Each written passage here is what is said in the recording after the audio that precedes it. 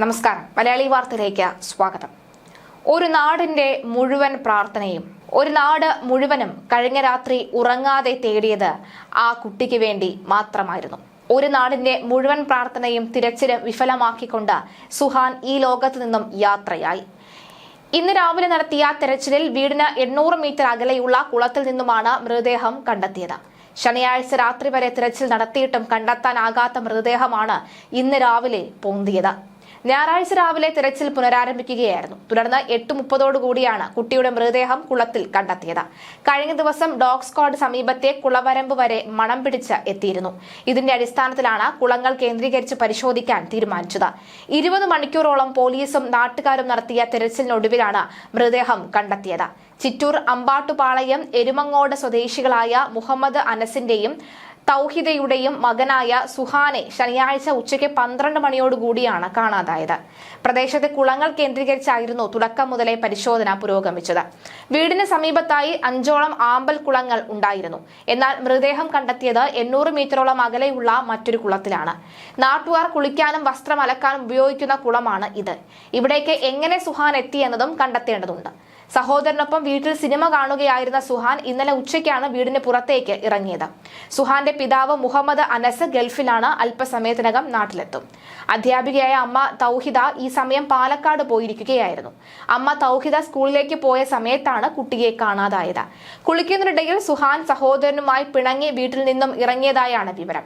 വീട്ടിലെ സ്വീകരണ മുറിയിലിരുന്ന സുഹാനും 8 വയസ്സുള്ള സഹോദരനും TV കാണുകയായിരുന്നു. സുഹാന്റെ അമ്മയുടെ സഹോദരിയുടെ മക്കളും ഒപ്പം ഉണ്ടായിരുന്നു. ഈ സമയം മുത്തശ്ശി അടുക്കളയിൽ ജോലി ചെയ്യുകയായിരുന്നു. കുട്ടികൾ തമ്മിൽ സാധാരണ വഴക്കിടാറുള്ളതുകൊണ്ട് കാര്യമാക്കിയില്ല. കുറച്ചു കഴിഞ്ഞ് സുഹാനെ കാണാതായപ്പോൾ അന്വേഷിക്കുകയായിരുന്നു. വഴക്ക് കൂടിയതിനെ തുടർന്ന് പുറത്തിറങ്ങിപ്പോയതായി സഹോദരൻ പറഞ്ഞെന്ന് ബന്ധുക്കൾ പറയുന്നു. മുത്തശ്ശി സമീപത്തെ വീടുകളിലൊക്കെ അന്വേഷിച്ചുവെങ്കിലും കണ്ടെത്താൻ കഴിഞ്ഞില്ല. തുടർന്ന് നാട്ടുകാരുമായി ചേർന്ന് അന്വേഷിച്ചുവെങ്കിലും കണ്ടെത്താനാവാത്തതോടുകൂടി പോലീസിൽ പരാതി നൽകുകയായിരുന്നു.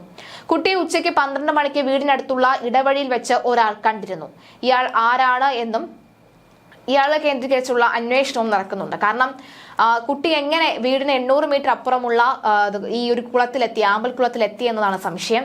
എന്തായാലും അവസാനമായി കുട്ടിയെ കണ്ട ആളെ കൃത്യമായി തന്നെ പോലീസ് ചോദ്യം ചെയ്യും. അത് അയാളെ ദ്രോഹിക്കണം എന്നുള്ള മട്ടിലല്ല. ഇതിനു മുൻപും പലതരത്തിലുള്ള കേസുകൾ നോക്കുകയാണെങ്കിൽ ഇത്തരത്തിൽ ഈ അവസാനമായി കണ്ട ആളുമായി കേന്ദ്രീകരിച്ച നിരവധി കേസുകൾ തെളിയിക്കപ്പെട്ടിട്ടുണ്ട്. അതുപോലെ തന്നെ ആളെ കൃത്യമായി ചോദ്യം ചെയ്യും. അയാൾ തെറ്റൊന്നും ചെയ്തിട്ടില്ലെങ്കിൽ പൂർണ്ണമായും അയാളെ വിട്ടയക്കുമെന്ന കാര്യത്തിൽ യാതൊരു സംശയവുമില്ല. എന്തായാലും അയാളെ ചോദ്യം ചെയ്യും. ഇയാൾ ആരാണെന്നടക്കമുള്ള ചോദ്യവും ഉയരുന്നുണ്ട്. എന്തായാലും പിന്നീട് ഇയാൾ ഈ ഇടവഴിയിൽ വെച്ച് കുട്ടിയെ കണ്ടതിന് ശേഷം പിന്നീട് ആരും തന്നെ കുട്ടിയെ കണ്ടിട്ടില്ല എന്നുള്ളതാണ്. സമീപത്തെ 2 വീടുകളല്ലാതെ സുഹാന് മറ്റ് വീടുകളും പരിചയവും ഇല്ലതാനും. മുത്തശ്ശി സമീപത്തെ വീടുകളിലൊക്കെ അന്വേഷിച്ചുവെങ്കിലും കണ്ടെത്താൻ കഴിഞ്ഞില്ല. തുടർന്ന് നാട്ടുകാരും ചേർന്ന് അന്വേഷിച്ചുവെങ്കിലും കണ്ടെത്താനാവാത്തതോടുകൂടി പോലീസിൽ പരാതി നൽകി. ചിറ്റൂർ പോലീസും ഡോഗ് സ്ക്വാഡും സമീപത്തെ പറമ്പുകളിലും അഗ്നിരക്ഷാ സേനയുടെ നേതൃത്വത്തിൽ സമീപത്തെ കുളങ്ങളിലും തെരഞ്ഞെങ്കിലും കുട്ടിയെ കണ്ടെത്താൻ കഴിഞ്ഞില്ല. എന്നാൽ ഇന്ന് രാവിലെ തെരച്ചിൽ പുനരാരംഭിച്ചപ്പോഴാണ് മൃതദേഹം കണ്ടെത്തിയത്. എന്തായാലും പല സംശയങ്ങളും ഉയരുന്നുണ്ട്. സംശയങ്ങൾക്ക് കൃത്യമായ മറുപടി ലഭിക്കേണ്ടതുണ്ടെന്നാണ് കുടുംബം ആവശ്യപ്പെടുന്നത്.